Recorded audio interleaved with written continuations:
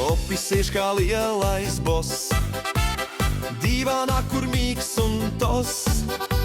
Mēs viņam sakām opi, ej, savu dūmu ārā lej. Bet viņš tik smej un galvu krata, saka ārā augsts kā skapī.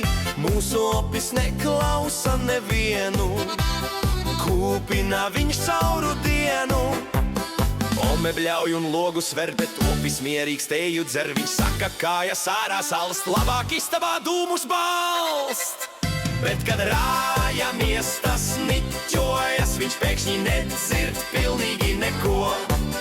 Kaķis klepo, puķes vīst, bet opis ārā nelīdīs. Viņš saka,